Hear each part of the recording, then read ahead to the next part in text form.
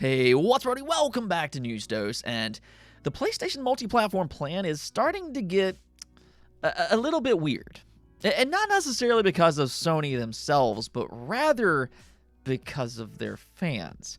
PlayStation fans right now are losing their mind, and that might actually get worse before it gets better, because a respected insider today spoke out about Sony's multi-platform plan, and yeah, we're going to get into all of that today, as well as the Nintendo Direct, though sadly, there's probably been more controversy than actual excitement.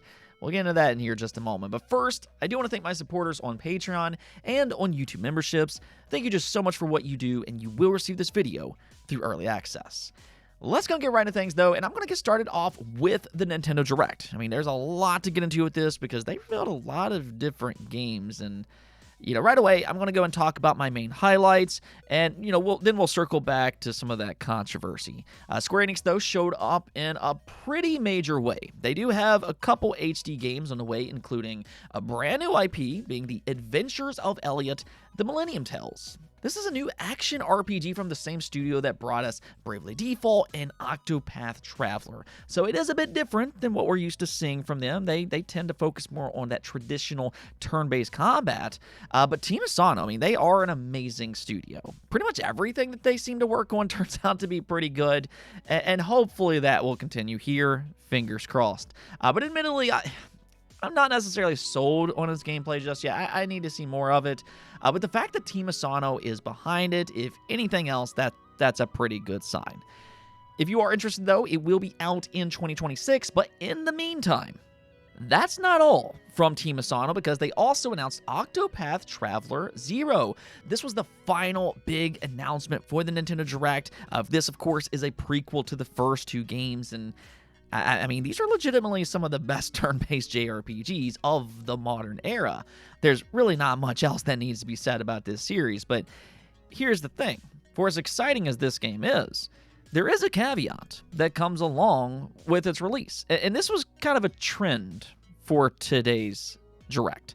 Unfortunately, if you want a true physical version, your only option will be for the Switch 1. The Switch 2 edition is a game keycard, and what makes this situation even worse is that for whatever reason, Square Enix has chosen to lock the Switch 1 version from upgrading to the Switch 2. Now, I think that is absolutely ridiculous, and even more so when you start to realize that they have upgrade paths for games like Final Fantasy Tactics, Romancing Saga 2, and Dragon Quest III HD 2D. So it's not like that they can't do it. It's just that they won't. And I have a very hard time giving them a pass with this kind of terrible decision-making.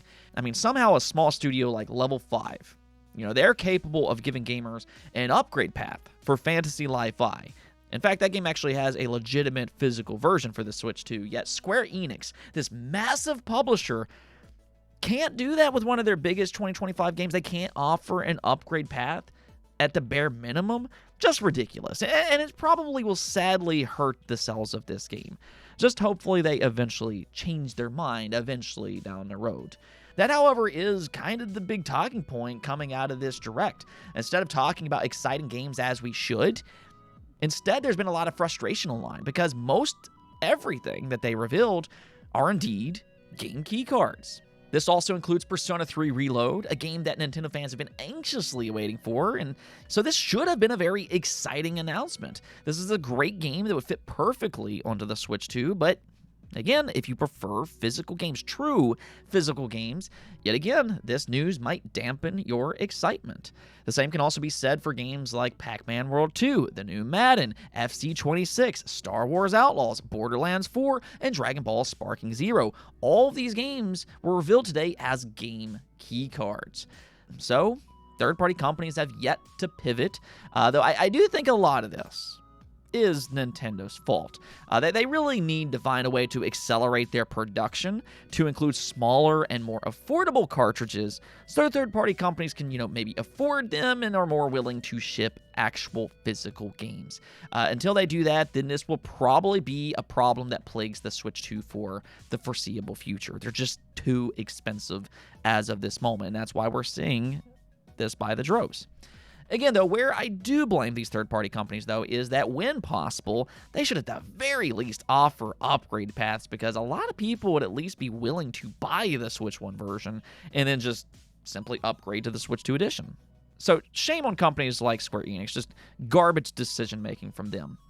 Back to the good news here, though, because one of the more exciting and surprising announcements was for Monster Hunter Stories 3.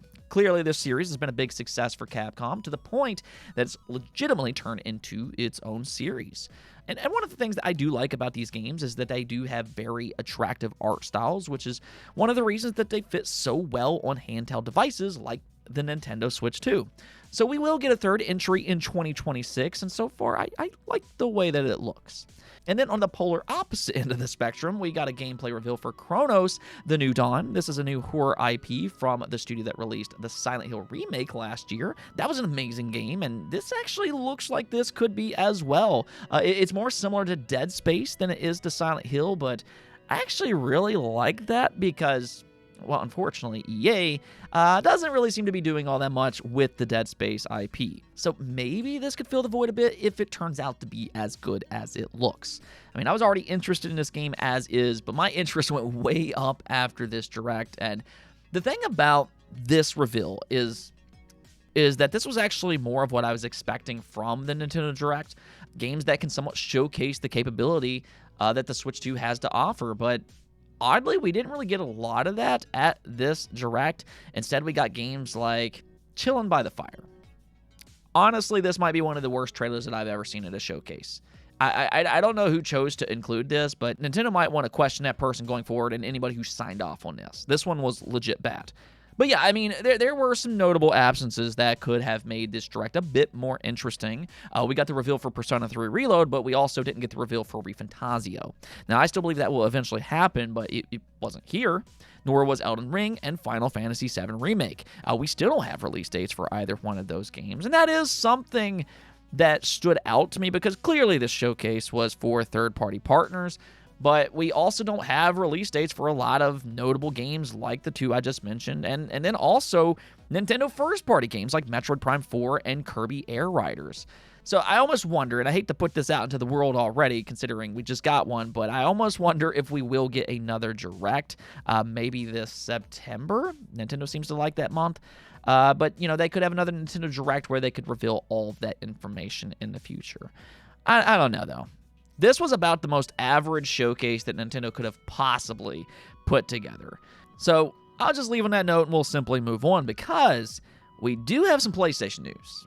Now, if we rewind to what I said last weekend, I prefaced Sony's multi-platform job listing with a series of decisions that they've made over the past 6 years. Year by year, they have slowly shifted to a more open-minded multi-platform approach by breaking down these little barriers. And the reason I pointed it out is because every step of the way, there has been denial. In 2019, there was denial that they would ever put their games on PC. Yet it happened. In 2020, there was denial that they would ever release a PlayStation 5 game on PC, and that it would only be their PlayStation 4 games. Yet it happened. In 2024, there was denial that they would ever release one of their owned franchises on a rival console outside of licensed games. Yet again, it happened. So every single time that they've broken down one of those barriers, previously fans were in denial. They were proven wrong. And right now, it kind of seems like the exact same thing is happening. Some PlayStation fans apparently are so upset that they're actually sending Sony emails about their multi-platform concerns. Well, Sony actually responded, or at least kind of. I'll come back to that in a moment because this response was posted over on Reddit. It says, while we continue to explore new ways to grow and evolve the gaming ecosystem, we are committed to preserving the unique identity that PlayStation represents. As we have in the past, we will always listen to feedback from our community, including valued players like you, and ensure that our decisions are aligned with the experiences you expect from PlayStation.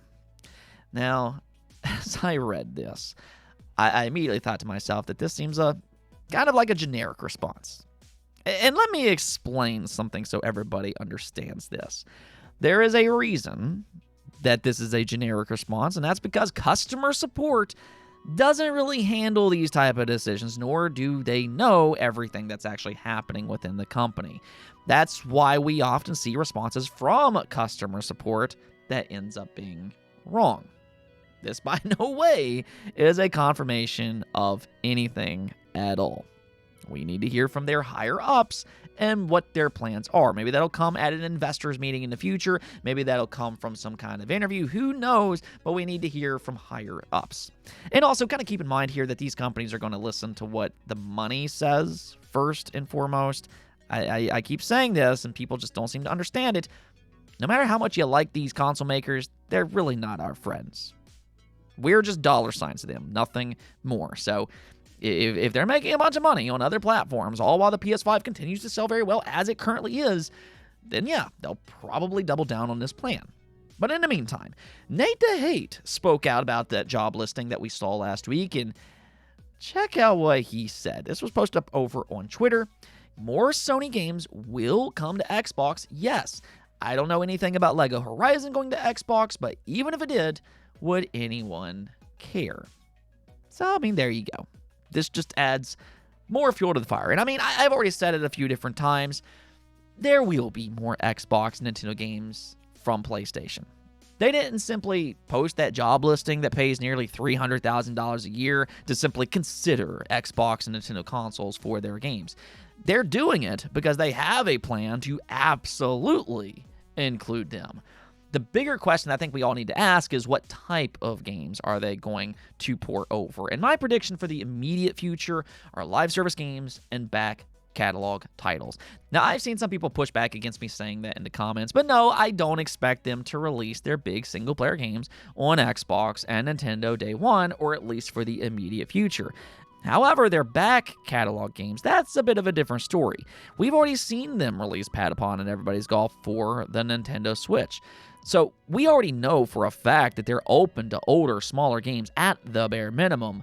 But what I will say is that there is a question about what is considered back catalog.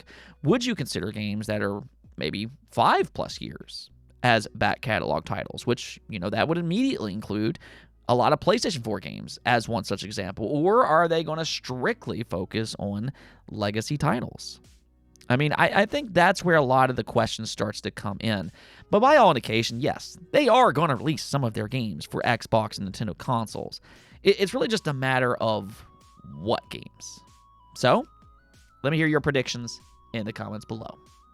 Anyways, though, that's going to be it for this episode. But until next time, make sure to subscribe, ring that bell, and peace out.